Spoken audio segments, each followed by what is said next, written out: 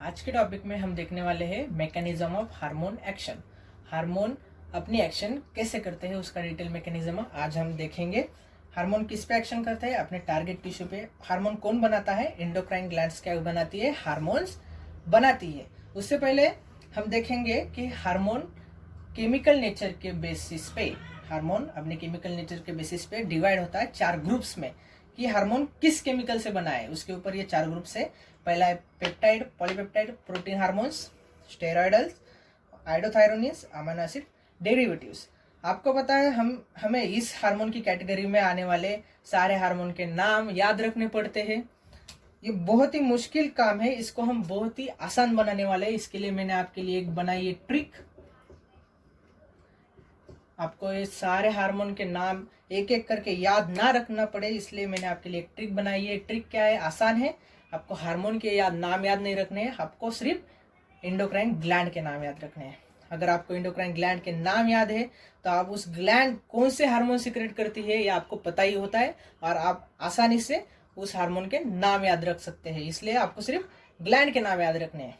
तो peptide, polypeptide और protein hormone secrete करने वाली ग्लैंड है pituitary gland, anterior and posterior, pancreas, parathyroid और हाइपोथैलेमस। अगर आपने सिर्फ ये 4 नाम याद रख दिए तो इसके अंदर आने वाले 10-15 नाम आपको याद रखने की जरूरत नहीं है सेपरेटली। आपको पता है पिट्यूटरी कौन से हार्मोन सीक्रेट करती है? Growth hormone, TSH, LH, FSH। तो आपको इंडिविजुअली याद नहीं रखना है, सिर्फ ग्लैंड का नाम याद रखना है। पैंक्रियाज वैसे पैराथायराइड, हाइपोथैलेमस। स्टेरॉइड कौन सीक्रेट करता है?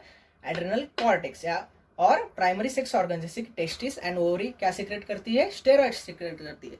आइडोथायरिन कौन सीक्रेट करता है? Thyroid hormone. Iodothyronine chemical nature के हार्मोन सीक्रेट करती है। अमीनो एसिड डेरिवेटिव्स कौन सीक्रेट करता है? Adrenal medulla. हम क्या कहते हैं उन्हें? Catecholamines. These are epinephrine and norepinephrine. अब हम देखेंगे कि ये हार्मोन्स, इनकी हार्मोन एक्शन करने के तरीके अलग अलग है डिपेंडिंग ऑन द रिसेप्टर के बेसिस पे ये अलग अलग काम करते हैं। कुछ बाउंड होते हैं मेम्ब्रेन बाउंड रिसेप्टर से, मेम्ब्रेन बाउंड रिसेप्टर से बाइंड होते हैं, मेम्ब्रेन बाउंड। और दूसरा होता है इंट्रासेलुलर रिसेप्टर। ये 2 टाइप है रिसेप्टर के।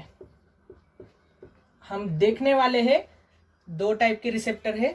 पहले हम देख लेते हैं कि कौन से हार्मोन मेम्ब्रेन बाउंड रिसेप्टर पे बाइंड होते हैं और कौन से इंट्रासेलुलर रिसेप्टर पे। मेम्ब्रेन बाउंड रिसेप्टर पे बाइंड होते हैं पेप्टाइड, ये नेचर के पेप्टाइड, पॉलीपेप्टाइड और प्रोटीन हार्मोन्स और अमाइनो एसिड डेरिवेटिव्स। ये 2 कौन से क्या करते हैं? मेम्ब्रेन बाउंड रिसेप्टर से बाइंड होते हैं। आपको अब ग्लैंड का नाम याद है तो आप बता सकते हैं कौन से हार्मोन मेम्ब्रेन के साथ बाइंड होते हैं और इंट्रासेलुलर रिसेप्टर से के साथ बाइंड होते हैं आइडोथायरोनिन और स्टेरॉइड हार्मोन। थायराइड ग्लैंड के हार्मोन, एड्रेनल कॉर्टेक्स के हार्मोन और प्राइमरी सेक्स ऑर्गन के हार्मोन किससे बाइंड होते हैं? इंट्रासेलुलर रिसेप्टर से बाइंड होते हैं। अब हम देखेंगे कि मेम्ब्रेन बाउंड रिसेप्टर क्या है, इंट्रासेलुलर रिसेप्टर क्या है, वो कैसे काम करते हैं, हार्मोन अपने एक्शन कैसे करते हैं। अगर हार्मोन को किसी टारगेट टिश्यू पे काम करना है, एक्शन करनी है, तो उस टारगेट टिश्यू पे होना जरूरी है रिसेप्टर्स का। किसका होना जरूरी है? रिसेप्टर्स का। टारगेट टिश्यू के सेल्स में हार्मोन कौन बनाता है? Endocrine gland. Endocrine gland hormone बनाती है।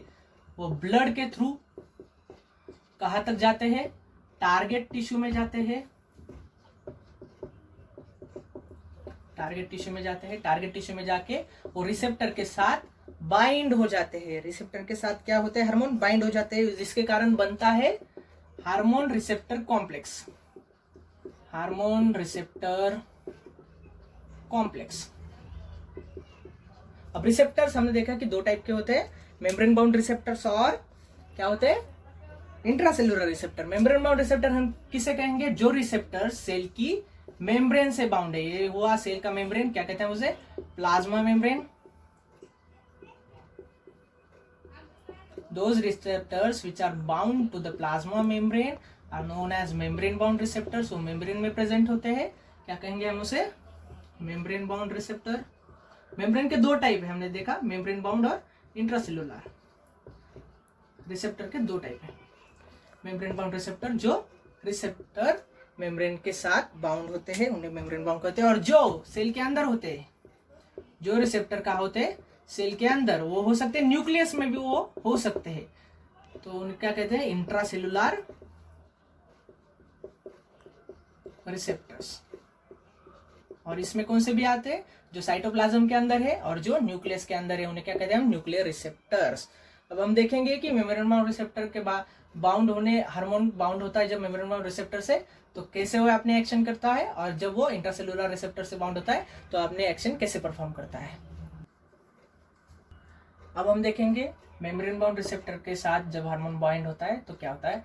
ये मेम्ब्रेन बाउंड रिसेप्टर बना है, ये प्लाज्मा मेम्ब्रेन है, सेल मेम्ब्रेन है, जिसके अंदर ये रिसेप्टर प्रेजेंट है। अब ये हार्मोन है, क्या करेगा इसके साथ, हार्मोन क्या होगा, बाइंड होगा इस मेम्ब्रेन बाउंड रिसेप्टर के साथ। हार्मोन अंदर नहीं जाता है, सेल के अंदर नहीं जाता है, मेम्ब्रेन पे ही रिसेप्टर है, मेम्ब्रेन पर ही बाइंड होता है। तो इससे क्या होता है, ये जो कॉम्प्लेक्स बनता है, कौन सा, हार्मोन रिसेप्टर कॉम्प्लेक्स, इसकी वजह से सेल में एक रिस्पॉन्स क्रिएट होता है, जिसकी वजह से सेल में जनरेशन होता है, जनरेशन यानी बनते हैं क्या, जनरेशन ऑफ सेकेंडरी मैसेंजर।